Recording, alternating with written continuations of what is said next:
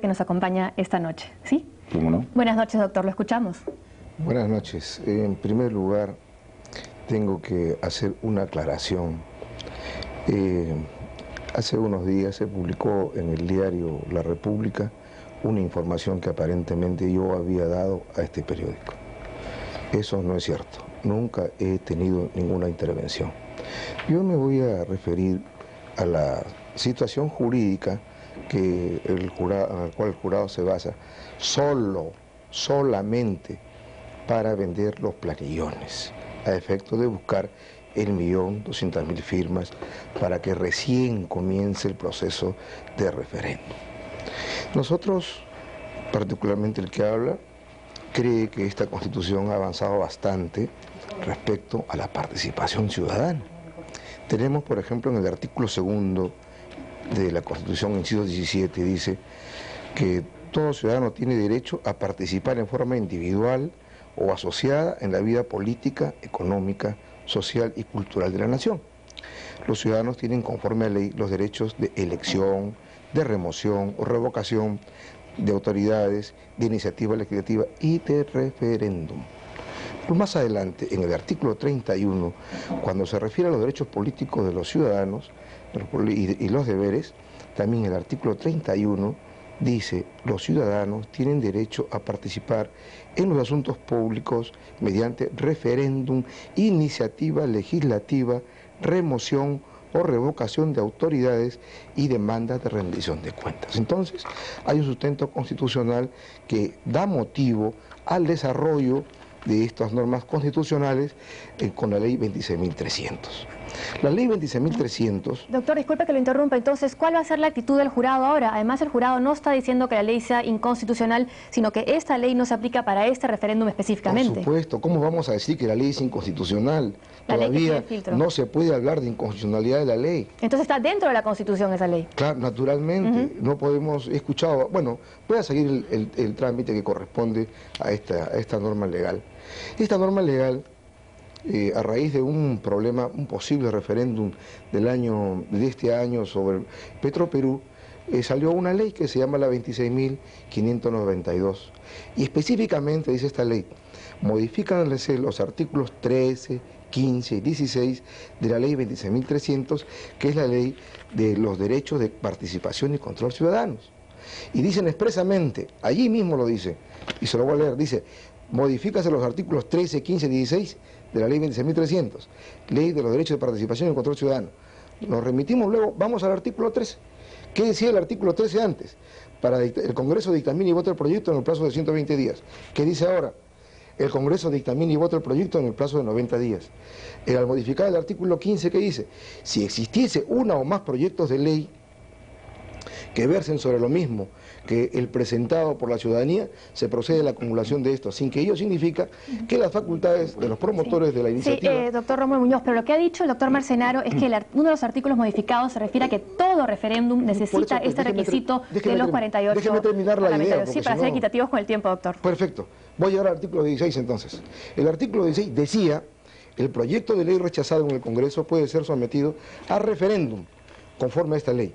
Asimismo, cuando los promotores juzguen que al aprobarlas se le han introducido modificaciones sustanciales que desvirtúan su finalidad primigenia, podrán solicitar referéndum para consultar a la ciudadanía sobre su aprobación. ¿Qué cosa pasa con la modificación? Como esta ley 26.592 dice: todo referéndum requiere una iniciativa legislativa desaprobada por el Congreso, la misma que puede ser sometida a referéndum conforme a esta ley, ¿no se siempre que haya contado con el voto favorable de no menos de los 2/5 de los votos del número legal de los miembros del Congreso. Esta norma legal, ¿en qué capítulo se encuentra?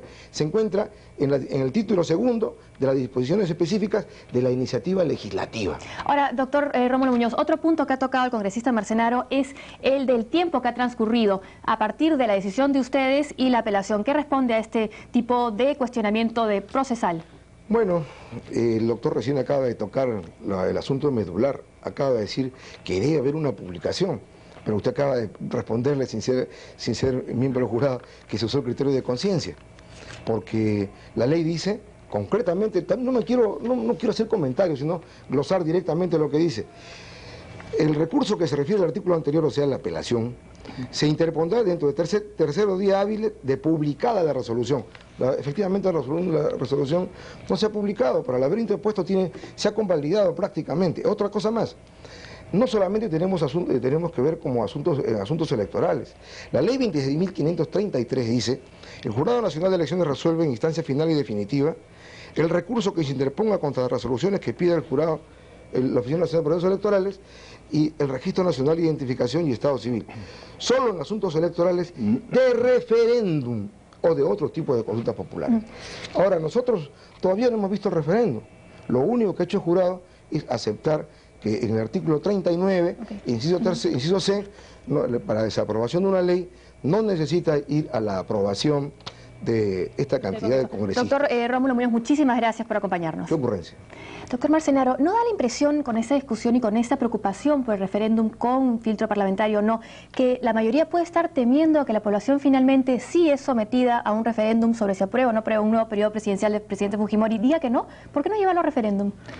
Porque creo que el temor es al revés. El temor es que la oposición viene haciendo todo lo posible y desgraciadamente en este caso el Jurado Nacional de Elecciones ha permitido todo este procedimiento ilegalmente, como hemos podido demostrar, porque el miedo es a que Alberto Fujimori pudiera ser candidato en el año 2000. ¿Por qué no someterlo a referéndum? Todo el tema es ese. Todo el tema es que si el año 2000 Alberto Fujimori va a ser o no candidato. Y no tenemos ningún problema en someterlo a referéndum, cumpliendo con la ley. Lo que no podemos permitir es que nosotros hemos jurado esta nueva Constitución. Y esta Constitución dice que son atribuciones del Congreso, artículo 102, inciso 2, velar por el respeto de la Constitución y de las leyes. Y no vamos a permitir, por eso es nuestra enérgica protesta, que ninguna institución pretenda desconocer la ley. ¿Y no se debe respetar una resolución del Jurado Nacional de Elecciones? Es que son dos temas por cierto que hay que respetar las resoluciones cuando ellos resuelvan temas electorales. Pero cuando el jurado dice, a donde dice todo referéndum,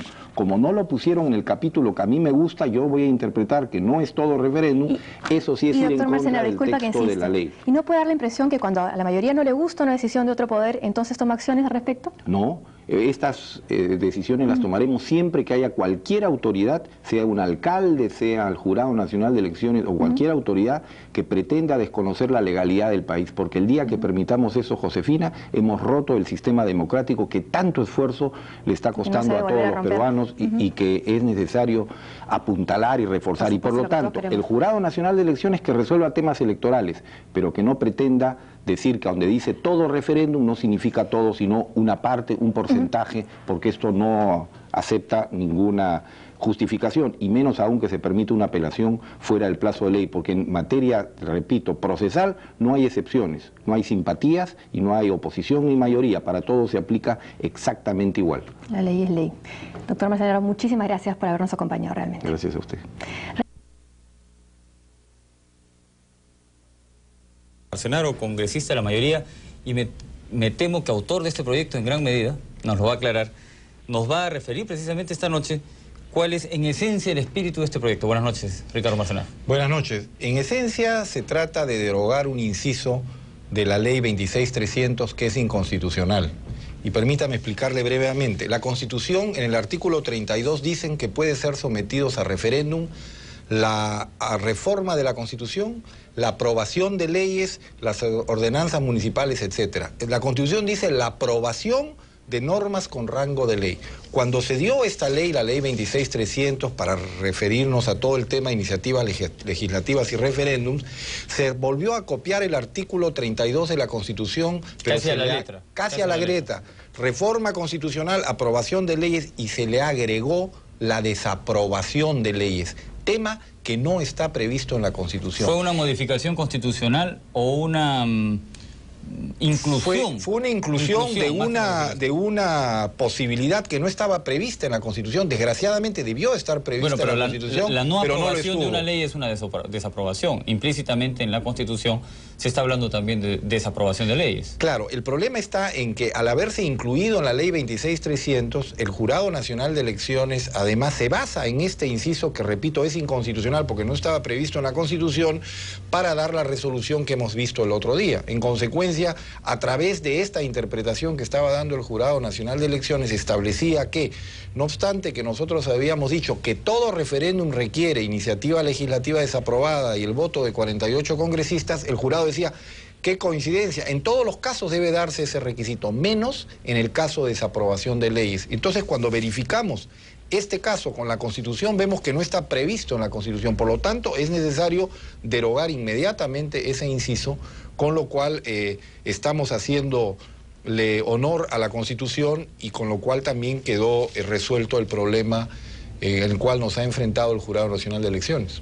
Honor a la Constitución, pero al Jurado Nacional de Elecciones no, lo están desautorizando, a un ente autónomo le están restando la decisión propia de administrar un proceso como el del referéndum que ya está en marcha. No, porque no estamos modificando la resolución del jurado. La resolución del jurado continúa en pie. La resolución del jurado reconoce que es plenamente legal la ley que nosotros dimos poniendo el tema de los 48 votos y no estamos modificando. O sea, todas aquellas versiones que dieron que íbamos a disolver el jurado, que íbamos a modificar, nada de eso. Solamente estamos haciendo lo que la Constitución dice. Rómulo Muñoz y compañía quedarán en el Jurado Nacional de Elecciones. Pero por cierto, y más aún le repito, el último libro que ha salido el doctor Enrique Bernales, ¿qué dice? Dice, se entiende que no podrá utilizarse el referéndum para asuntos no contemplados. Evidentemente, este es un asunto no contemplado en la Constitución. Pero vamos al tema. Estamos cumpliendo con la doctrina sana constitucional. Hablemos del tema de fondo, doctor Marcenaro, porque el tiempo es brevísimo.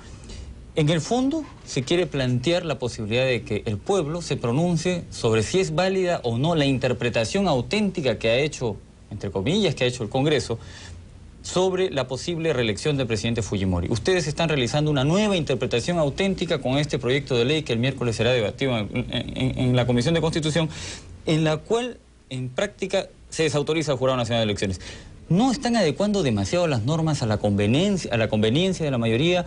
¿Por qué se niegan a que el referéndum sea posible y que el pueblo decida si es válido o no la interpretación de ustedes? En primer lugar, no se trata de una interpretación auténtica. Justamente, esta no es una interpretación auténtica. Se trata de derogar un inciso de un artículo que era inconstitucional. Ya, pero estoy seguro que todos los constitucionalistas van a estar de acuerdo. ¿Por qué no el referéndum? Estamos totalmente de acuerdo con el referéndum, siempre y cuando se cumplan los requisitos que están establecidos en una ley especialmente dictada. Es decir, que tiene que tener una iniciativa legislativa desaprobada en el Congreso y luego la firma de solo 48. Lo que pasa es que el Perú no tiene un sistema de participación solamente directa. Nosotros tenemos un sistema mixto. Pero están mezclando una cosa con la otra, lo que es iniciativa legislativa con lo que es referéndum, lo que es autorización popular para una ley, lo que es autorización parlamentaria. Esa es la naturaleza de nuestro sistema. Nuestro sistema, como casi toda nuestra legislación, siempre adopta sistemas mixtos. Entonces nosotros tenemos un sistema mixto en el cual no se puede consultar por referéndum todo lo que quiere la gente, sino ha pasado por un previo tamiz minoritario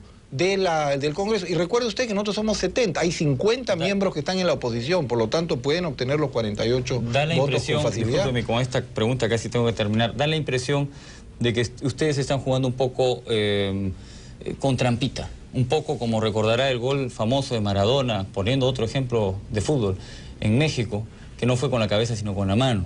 No se veía, el árbitro no la vio y fue gol. No creo, la mayoría contestar eso. Sí, creo que la trampita es la que nos quisieron poner, porque donde pusimos una norma que decía todo referéndum requiere, el Jurado Nacional de Elecciones utilizando una trampita, primero una trampa procesal, porque como ustedes saben, a los 3 días se pudo apelar y se apeló a los 7, cuando ya estaba prohibido apelar. Pero además, a donde decía todo referéndum, haciéndonos una trampita, el jurado pretendía decir que todo referéndum no significaba todo, sino el 75%. Pero ¿cómo van a hacer, cómo no va a ser trampita? Discúlpeme, si esto ustedes pretenden hacerlo retroactivo. El proceso ya está en marcha. Nadie habla retroactivo. El referéndum todavía no comenzó. El jurado ha reconocido que los planillones. Ese es un procedimiento, no, es un procedimiento previo. El proceso comienza cuando ellos reúnan 1.200.000 firmas. En ese momento no va a existir la norma que permite la desaprobación de leyes, porque es una norma inconstitucional y en consecuencia es plenamente sólida. No hay ninguna retroactividad, no se va a aplicar retroactivamente porque, repito, el referéndum tal como lo reconoce el propio Jurado Nacional de Elecciones no ha comenzado. En consecuencia ahora, si quieren participar, tendrán que participar a través del sistema que se ha establecido en las leyes respectivas. Y todos tenemos que cumplirlas. Esto está hecho para que todos cumplamos las leyes y para que respetemos la Constitución. ¿La mayoría va a dar sus votos para que finalmente el Congreso apruebe la posibilidad de este referéndum o va más bien a truncar el pedido de la oposición y tal vez el pedido de un gran sector, el 80.5% en un televoto de hace algunos días que hicimos en este noticiero, está a favor de que debe someterse la reelección presidencial a un referéndum. ¿Ustedes van a estar en contra de la corriente, a favor de la corriente? Nosotros ¿Van a votar a favor? No hemos tomado ninguna decisión al respecto, por lo tanto no puedo hablar en nombre de mi grupo político. Pero no les gusta el referéndum. ¿A nosotros cómo? No, si nosotros somos los que hemos introducido el referéndum a la Constitución. Menos por el caso presidencial. Esto no es un aporte hecho por la oposición, este es un aporte hecho por nosotros, pero sí consideramos que debe ser el referéndum con ciertos tamices que debe poner el Congreso. Por lo tanto, nosotros tenemos un sistema mixto de representación para el referéndum. Bien, la sesión del miércoles va a ser de candela. Así espero. No nos la vamos a perder. Gracias, congresista Marcenaro, por esta primicia en el noticiero. Continuamos con la información y con Ingrid Irribarra.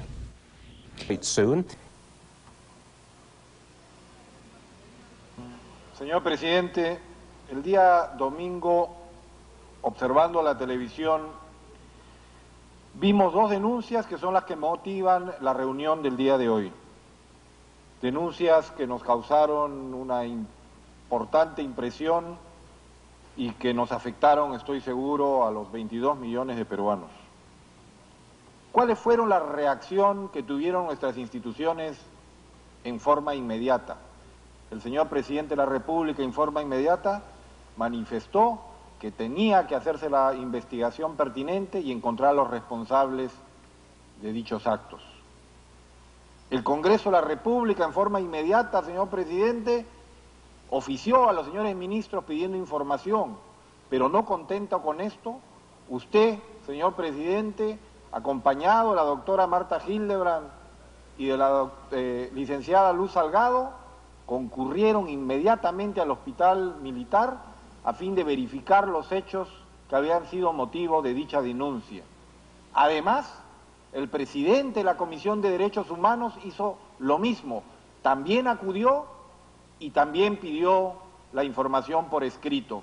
En consecuencia, también el Parlamento actuó en forma inmediata y en esa reunión que ustedes tuvieron, señor presidente, constataron que la persona que había hecho la denuncia estaba siendo debidamente atendida, estaba en un cuarto individual, tenía la compañía necesaria, el cuidado médico y las garantías que le correspondían. Además, los señores ministros también actuaron inmediatamente. En forma inmediata, los señores ministros dijeron: queremos acudir al Congreso, queremos venir a informar, comprendemos que son hechos sumamente graves y nosotros queremos venir de motu propio, por nuestra propia iniciativa, a fin de venir a este Congreso y hacer las informaciones pertinentes. Por lo tanto, queremos, en primer lugar, y en esto recojo la opinión de mi bancada, señor presidente, felicitar a dos honorables, respetables y destacados miembros de nuestras Fuerzas Armadas, a los dos señores ministros que están el día de hoy, que han venido en forma inmediata en una reacción que enaltece a nuestras Fuerzas Armadas, que han querido dar cuenta a este Congreso de estos hechos que han sido denunciados y manifestarnos exactamente lo que saben hasta este momento, sin inventar nada, sin agregar nada que no esté hasta este momento investigado. Mal hubieran hecho los ministros si ya hubieran señalado culpables, si ya hubieran señalado responsables y si ya hubieran señalado las condenas, porque eso será el proceso que tendrá que seguirse posteriormente. Por lo tanto, en nombre de nuestra bancada, nuestro reconocimiento a los dos señores ministros que están el día de hoy aquí presentes, porque eso representa la dignidad de nuestras Fuerzas Armadas, que no está en tela de juicio y que sus altos representantes vienen al Parlamento Nacional a hacer las aclaraciones necesarias.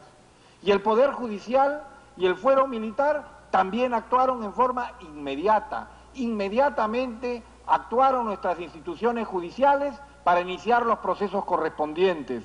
Los fiscales iniciaron inmediatamente las denuncias correspondientes y en forma inmediata también se procedió a detener a aquellas personas que eran mencionadas como las causantes de estos delitos y en consecuencia el proceso judicial de esta forma concretaba todo el proceso. Con su venia, el señor Donaire me pide una interrupción, señor presidente. Señor Donaire, tiene usted la palabra. Señor presidente, usted y el doctor Marcenaro son muy generosos en concederme a estas alturas de la noche esta interrupción.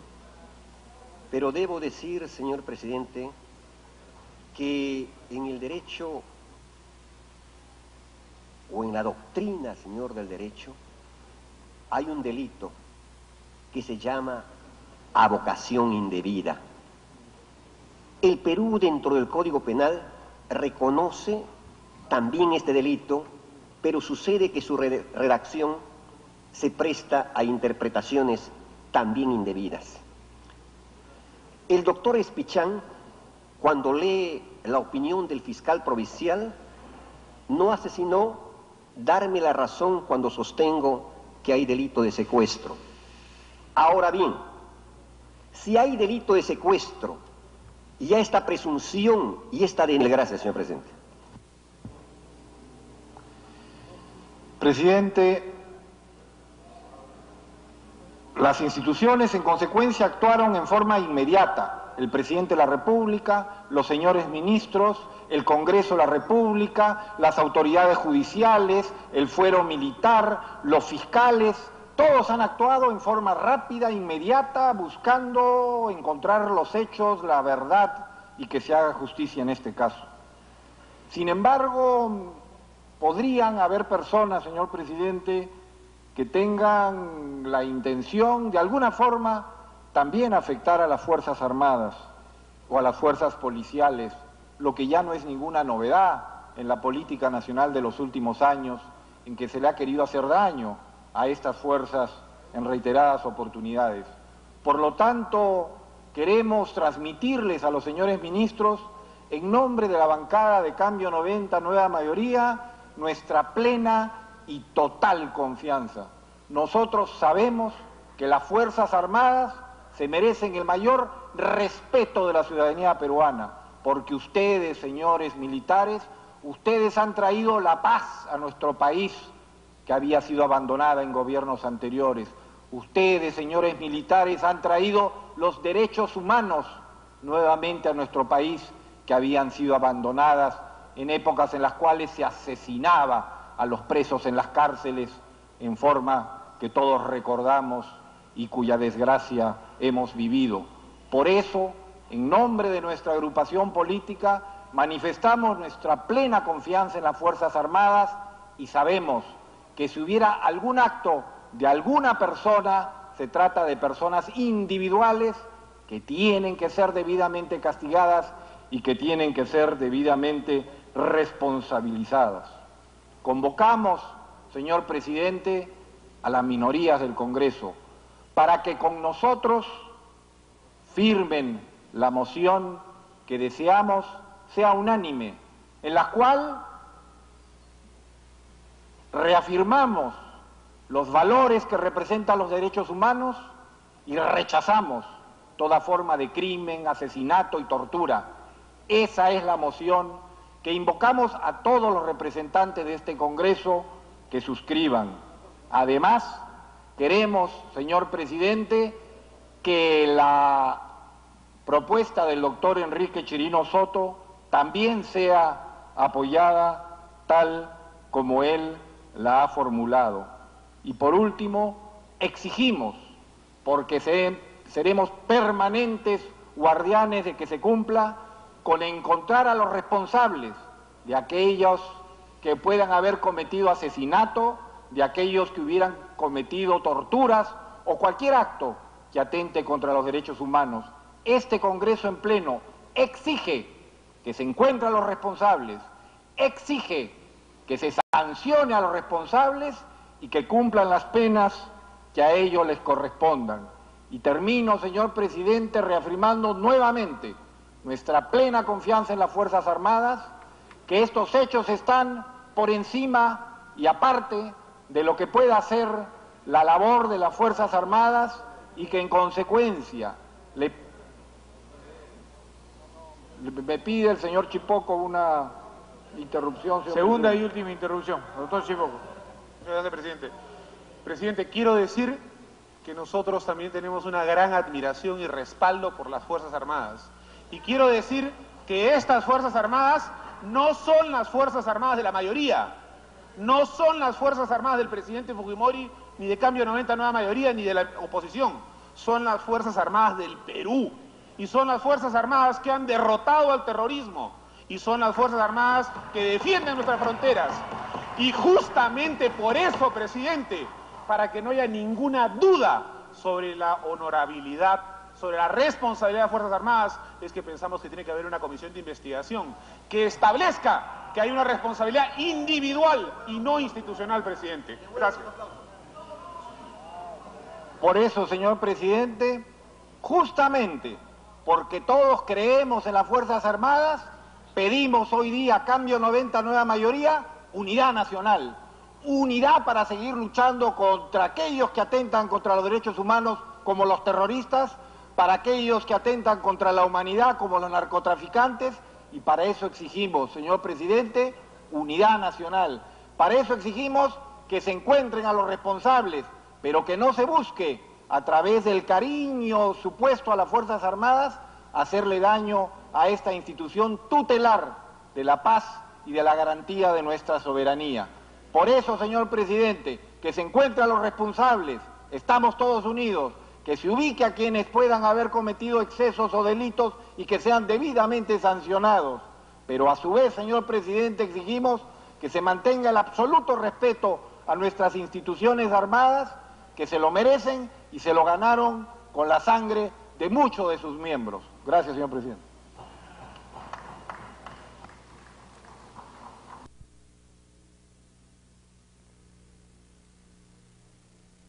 Tema del empleo, cuando el oficialismo hacía datos y cifras sobre la disminución de huelgas y horas hombre perdidas en los centros de trabajo, los trabajadores salieron nuevamente a la calle, y aun cuando el Ministerio de Trabajo declaró ilegal esta protesta. Vamos a conversar sobre el tema del empleo con el doctor Ricardo Marcenaro, congresista del oficialismo. Muy buenos días, bienvenido a Contrapunto, y con José Luis Risco, secretario general de la Construcción Civil.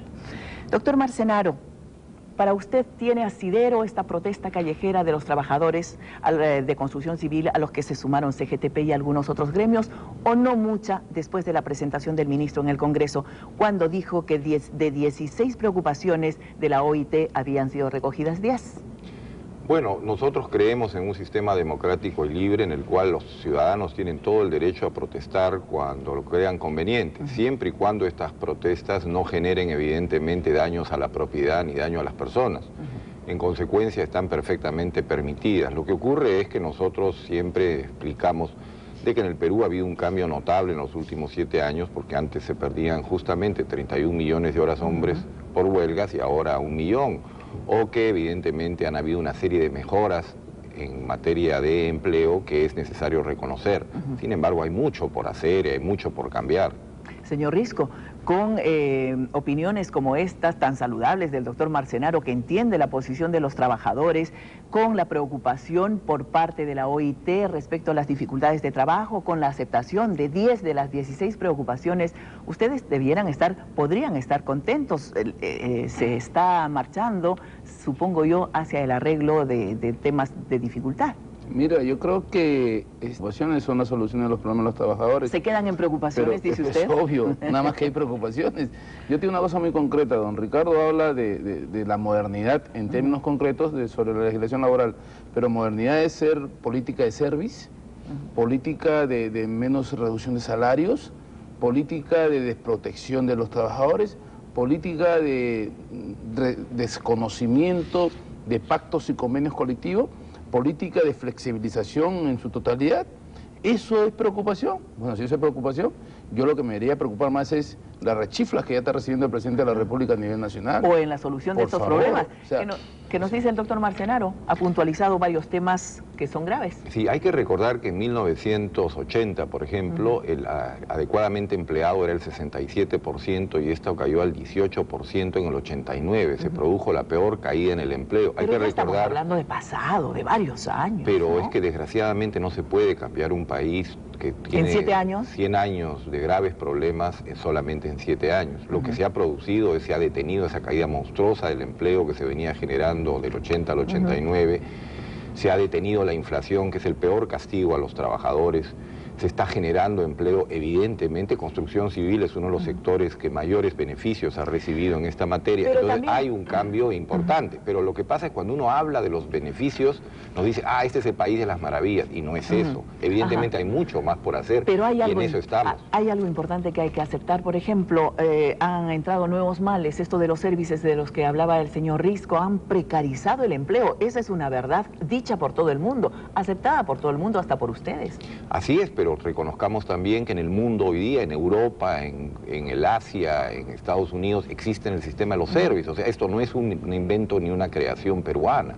En consecuencia, existen y son normales, digamos, en la nueva economía. Y la liberalización o flexibilización que se ha hecho en la legislación laboral, usted sabe que es mi especialidad, si la comparamos con toda la legislación latinoamericana, evidentemente estamos yendo en el mismo camino que el resto de los países. Entonces, el Perú ya no podía ser una isla en esta materia. Señor Risco, ¿qué dice usted de esta flexibilización, producto de la cual tenemos una desregulación importante en materia de trabajo? Yo no creo que, y comparto que el Perú no puede ser una isla. En todo caso, yo le pediría al gobierno que me pague igual que Argentina, que me pague igual que Estados Unidos, que me pague igual que Europa. La hora me vale en Estados Unidos promedio 5 o 8 dólares. Que me paguen igual acá en el Perú. O sea, no me comparen lo que les conviene y lo que no les conviene no me lo comparan. Entonces, la flexibilización que se ha dado en el Perú no es igual a la de Argentina, por favor. Argentina, el salario mínimo es de 400 dólares mensuales, ese es el mínimo. Acá, ¿cuánto es? 100 y pico dólares. ¿Qué gana? O sea, ¿con qué vive 100 y pico dólares una persona acá? No lo veo. La flexibilización se demuestra... Que ha significado muchos despidos, pero por ¿no es favor, cierto? estas denuncias de esa política del projoven que mucho el señor González Izquierdo se alegra de anunciar, projoven es que niños de 15 años, de 14 años estén metidos en la construcción abriendo zanja por 5 soles. Ese projoven es que en las tiendas comerciales que antiguamente existía Monterrey, Escala, Tía, actualmente ahora con otro nombre, se le esté sobreexplotando a la gente. ¿A usted le consta esto que acaba de decir? Porque es una denuncia muy seria, ¿no? Es el periódico, salió en el periódico, pero regional ha hecho una indagación, niños de 14 años ganando 5 soles. Están mis propios dirigentes de la construcción de la ciudad de Talara quienes han hecho las indagaciones correspondientes. Y no necesariamente irnos a Talara. Por ejemplo, hablan del salario de la construcción y que don Ricardo también ha dicho de que nos hemos beneficiado en bastante. Pero si eso fuese así, ¿por qué la protesta de la gente de la construcción, por favor? Permítame preguntarle al doctor Marcenaro, si estuviera pasando esto, que niños de 14 o 15 años ganan 5 soles abriendo zanjas en Talara, es doloso, ¿no? Sería doloso. Mal, y eso hay que investigarlo y hay que sancionar. Lo que pasa es que no se puede, por algún hecho concreto que pudiera ocurrir, alguna persona que esté cometiendo un abuso, pueden haber empleadores que cometan abusos, son casos aislados y se pretende decir que esa es la política. Lo que pasa es que se están buscando formas imaginativas para generar empleo en el Perú. Evidentemente ese es el problema principal por el cual estamos pasando en este momento. Hemos resuelto el problema macroeconómico, creo, en una forma de gran éxito. Ahora hay que generar empleo. Esa es la nueva etapa en la que estamos y estamos haciendo todos los esfuerzos para que así sea. Y no importa el despido de trabajadores con esta desregulación, con esta flexibilización, mucha gente ha salido a la calle casi en algunos casos sin motivo, ¿no? Por el tan solo hecho de que resultaba excedente. Pero repito, la flexibilización ha generado menos despedidas de trabajadores que toda la crisis económica que se produjo del 80 al 89. Entonces era necesario sincerar la economía. Desgraciadamente esto generó que se produjeran algunos casos de despido o muchos casos de despido. Sin embargo, eso era necesario en la economía, tan es así que en las campañas del 89 todos los grupos políticos reconocían que era necesario hacer una reforma. Eso ya terminó, esa etapa ya concluyó. Muy bien, ahora estamos en una etapa diferente, ahora el empleo está aumentando, ahora la gente está regresando a sus provincias a trabajar, la agricultura está en un proceso franco de recuperación y todo esto evidentemente va a generar empleo. Hay unos planes en construcción civil muy importantes para el futuro cercano. Señor Risco, ¿usted lo siente o no lo siente? Es que yo reitero, no es que sea crítico por ser crítico, pero parece que el gobierno actual se estuviera comparando a otros gobiernos pasados que están en las nubes. O sea, para ellos todo está bien, para ellos todo está normal, para ellos está de lo mejor. Yo insisto, por favor, que reflexionen. Fíjate todo lo que ha pasado en Arequipa, reitero, la rechifla que se ha dado al presidente de la República no es una cuestión... ¿Es por trabajo, es por empleo? Es por todo un problema. Lo que ha pasado ayer, por favor, en la procesión del Señor de los Milagros, también por ahí se sintieron alguna rechifla. O sea, la población está sintiendo que no hay soluciones a sus problemas concretos. El presidente se puede contentar en ir a determinados politos, a inaugurarlos, a darles un mensaje de alegría a la gente, a estrecharles las manos, pero de ahí a que le dé la solución al problema, no hay. La central sindical, por ejemplo, te digo una cosa, la CGTP viene proponiendo constantemente al gobierno un diálogo para buscar soluciones a todo el conjunto de problemas del magisterio, del salud, de la industria en general, de la producción en su totalidad. Y el gobierno, ¿qué es lo que hace? Cierra las puertas, no diálogo, no puedo conversar con ustedes. Eso es actitud realmente de resolver los problemas. Yo te insisto, es justo que una persona la voten porque no le gustó al empleador y el Ministerio de Trabajo, bien, gracias. Doctor Marcenaro, ¿qué dice usted ante eso? ¿Hay el sentimiento de que el Ministerio de Trabajo ya no se mete en nada, que los pactos colectivos, por ejemplo, van como van sin que a nadie le interese mucho y la mejor arma la tiene el que tiene dinero, tiene la capacidad para buscar un buen abogado, un buen árbitro, y el trabajador no? Sí, lo que pasa es que el sistema ha cambiado. Antiguamente el Ministerio de Trabajo resolvía todo desde el punto de vista político. Si quería resolver algo y favorecer a los trabajadores, lo hacía de una forma determinada.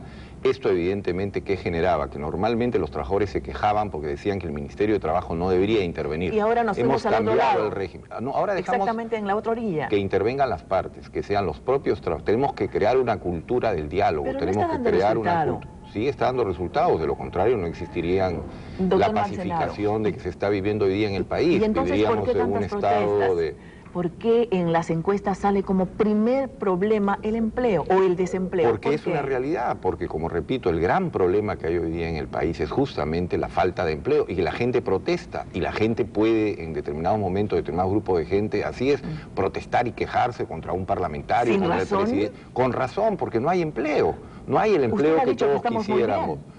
No, yo lo que estoy diciendo es de que se está trabajando en todo este proceso Y que se están logrando resultados, generando empleo. Pero no es que en este momento el Perú tiene totalidad de empleo, porque sería falso. Entonces lo que estoy diciendo es, hay un cambio fantástico en el Perú que creo que hay que reconocer. Estamos caminando. Lo que no podemos es dar una ley, decir a partir de mañana todos los trabajadores tienen empleo y ganarán $1000 mensuales, porque eso no se hace a través de leyes, se hace a través de una generación económica, del cambio de la economía, y eso es lo que se ha hecho en el país. Muy bien, señor Risco. El diálogo que usted propone es un diálogo que lamentablemente es un diálogo de oídos sordos, en el cual solamente se escucha una parte y no la otra parte. Yo le digo, don Ricardo, por favor pongan los pies en la tierra. Si fuese un país de la maravilla, ¿por qué está emigrando tanta gente fuera del país? Ustedes sacan reportajes de la gente que está en Estados Unidos, de la gente que está en Argentina, de la gente que está en Chile. Los peruanos estamos distribuidos por todo el mundo. Es que en el Perú las cosas están mejor. Permítame. Pero por favor, yo le digo una cosa. A mí me parece muy bien, yo se lo juro, me da la impresión que como buen catedrático, don Ricardo Marcenaro, como buen estudioso de la materia laboral... ¿Se queda en la teoría? Creo que podría ir tranquilamente al Ministerio de Trabajo.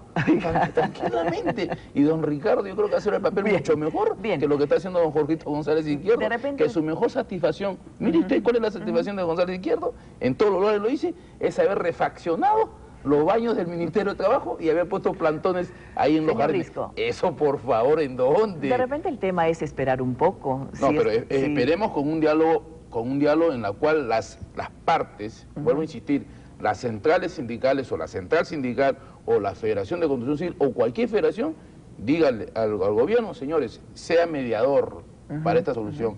El gobierno, a través del Ministro de Trabajo, saca una resolución, en el caso específico de la construcción, y le dice al empresario, ¿sabes qué? Si tú no te pones de acuerdo con tus trabajadores, tú haz lo que te dé la gana. Y eso es lo que está pasando. Bueno. Sí, no, yo quería decir nomás, y permíteme un minutito, para decir que nadie está diciendo que este es el país de la maravilla. Lo que decimos es que este es el camino correcto, que habrá que hacer ajustes, habrá que hacerlos, que el diálogo siempre está abierto. Le consta al señor Risco las veces que ha ido al Congreso, que es la labor que a mí me corresponde, fue bien recibido. Que este es el camino correcto, que no existen otra forma, que el pasado tenemos que recordar lo que produjo y que tenemos que continuar en este programa y no podemos cambiarlo porque lo que va a generar es mayores daños. Y el pueblo ya se sacrificó bastante. De acuerdo, conversaremos un poco más adelante. Muchísimas gracias por estar con nosotros en Contrapunto. Yo te agradezco mucho, Sonaida, y reitero de que se dé una suerte de cambio de actitudes del gobierno frente al movimiento sindical. Muchas gracias nuevamente. Muy bien, vamos a continuar con el programa. Víctima de una penosa enfermedad falleció el congresista de Cambio 90 Nueva Mayoría, Gabaniel Barrera.